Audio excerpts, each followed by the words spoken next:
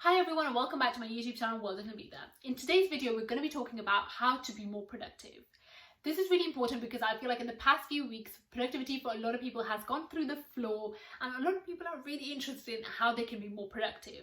But I would like to put a disclaimer at this point: if you're not being productive, this isn't me calling anyone out. This is just me saying if you want to be more productive, if you are feeling that you could do with a bit of help, then this video is for you. But if you are struggling because of the pandemic, then take a break and look after yourself, because we don't have to be productive 24/7. It's not possible to be productive 24/7, and in the middle of a pandemic it is important to look after ourselves first before thinking about things such as productivity. But if you are here because you are interested in how to be more productive, then this video is for you. So when it comes to being productive, a lot of people assume that it's about actually how can I get the most tasks done. So how can I get so much done in X set amount of time and boom, I'm being productive. When in reality, productivity is so much more. Productivity isn't just how I'm going to get stuff done, it's how I'm going to get stuff done to a good quality so I don't have to do it again. So I'm going to give you two situations, right? So the first situation is there's a person who gets 10 tasks done in an hour and then they have to go back to those tasks again 2 days down the line and actually spend more time on those tasks. Number two, the other situation, or the other person gets 3 tasks done in 2 hours. However, they're done to a really good quality. They don't have to go back to those tasks again. They're done. They can be delivered, sorted, sealed, whatever. So who has been more productive? Now, a lot of people will, as soon as they hear the first part of 10 tasks in 1 hour, they're going to be like, that person has been more productive. When in reality, that isn't the case. Because productivity, like I said, is about the outcome. What are you getting out of it? If you're getting subpar, like quality stuff that needs to be redone again and you're going to spend more time on it, have you really been that productive? Probably not. And that's the case with a lot of us. We think it's all about doing those checks or ticks like on your sheet saying boom, boom, boom, boom, boom, I've done this, sorted. When in reality that isn't the case. It's about really focusing on what you need to do and doing it to a good quality so the outcome is something you don't have to keep going back to over and over again. The other issue with productivity is that a lot of people assume that to be productive you have to multitask. So for example, while making this video, I'm also texting a friend and I'm also writing some notes, and that's productivity. Oh my god, look at how productive Nabeeda's being. She's doing like 5 things at once. Again, in reality, that isn't the case. Research has found that productivity actually isn't good for your brain. It can in some cases reduce your IQ and also massively reduce the quality of work you do and increase the time it takes you to do the same thing. Why is that the case? So if I give you an example, so for example, if I'm writing a report for a customer, right? So the customer is, Amazon. So I'm writing a report for Amazon and I'm just like type, like Amazon, here's a report for you. And then an email pops up. Now the email is just like, it just says customer Y's name and I'm like, okay, cool, this email's popped up. And now my attention has been diverted from that report onto that email. So even though now that I'm working on this report, I'm thinking about that email. What does it say? Does it have a task I need to do? Is it something urgent? Is it something problematic? Does it need to be sorted? Like all of these things I'm going to keep thinking about while I'm doing this report. Which means now my brain capacity is being used for 2 different tasks, which means it's going to take me longer to do the report because my brain and my attention residue, like my attention has gone to something completely different. And that is why it's so important to not just keep switching from different tasks, because there's an attention residue, which means that you're leaving a certain bit of attention here, and to completely move from task A to task B, there's going to be a big gap here, which is a bit of time you're losing. However, if you just focus on one task, completed it, and then moved on to task B, you wouldn't think about task A because you've completed task A now. So you're on task B now and you're thinking about task B only because task A is completely done, dusted, and it's been delivered. So it's really important when you're working on these tasks, you really get rid of every piece of distraction you have around you.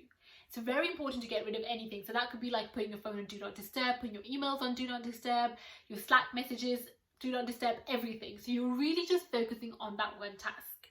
However, if there is something important you need to work on and you think, you know what, it's not possible for me to be in a completely Do Not Disturb space, think about the times you're doing that work at. And so one of the things that, so I read a book called Deep Work, and it focuses on this whole idea of kind of deep working and really kind of getting into something. So if you are kind of thinking of doing a set task that needs to be done, but you want to do it distraction free, but you're not going to get distraction free time because, emails will keep coming in and you need to pay attention to them for some reason or another. So what you can do is find yourself a set time every day where you will focus on those tasks that require you to completely concentrate and focus on them.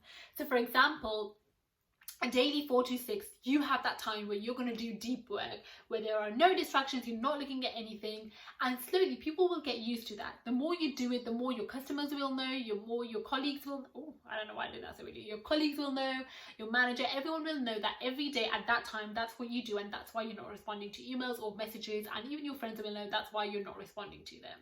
And that can be a deep work time where literally there are no distractions. The other thing you can do is actually work at times when you know there can't be any distractions. So for example, like early in the morning, when you know that people are going to be like either sleeping or they're going to be like doing their own thing before they come to you. So that could be a great time. Or later on in the afternoon or evening or at night, when again, you know, people will be doing their own thing so they can't distract you.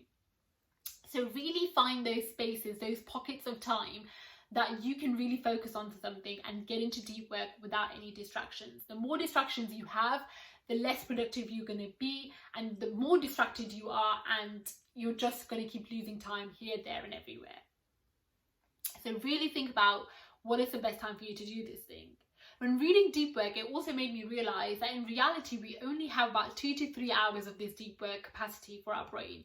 Because when you're truly focusing on something, when you're truly working on something, you don't have, like, your brain is so set on that thing, and you're really focused, like it takes up a lot more of your brain energy. So you actually just have 2 to 3 hours of those kind of focused work in you. So really think about when you could be taking up that time, when you could be using that energy to your advantage to get the most out of everything that you're doing. Because that is the key to the success, and that is the key to being more productive and getting things done to a good quality where you don't have to keep going back to them over and over again. I hope this video was useful. Like I said, it's a case of really figuring out what you need to get done, how long it's going to take you, and how you're going to assign yourself time, and how you're going to make sure that you put in kind of things in place to ensure you're not constantly switched on, and you know, you're not always on social media, you're not available all the time. Take that break, like disconnect from the world for a couple of hours and focus on the things that need to be done. I know a lot of people that can be kind of anxiety inducing to be completely disconnected, so think of what you can put in place. So for example, my do not disturb on iPhone means that if someone tries to call you like 2 or 3 times in like the span of like 3 or 4 minutes, that call will come through, which means you're not missing out on any emergencies. You can do similar things on Gmail, Outlook, to make sure those emails come through if they're really important, or if they have certain things in their titles, their subject lines. So really put those things in place for yourself, so when you're working and you're not getting stressed out and you're not feeling anxious, because then your brain's completely always thinking, oh well, I'm completely disconnected, what if I missed out on something? So put those parameters in place for yourself to help yourself, and then get into that deep workspace and actually manage to get stuff done. So like I said, I hope this video is useful. If you have any questions, please let me know. Like, I've read a lot around this topic because I'm really interested in kind of productivity and deep work and those kind of things. So put stuff in the comments down below. If you found this video useful, I would recommend watching some of the other videos I've made around kind of time management, and making the most of the day by starting the day off right, and some of these other things which can help you be set up in the right way for a good day, basically. So definitely check those out. Like I said, any questions, let me know. Follow me on Instagram, subscribe to my YouTube channel, and I'll catch up with you guys soon. Bye!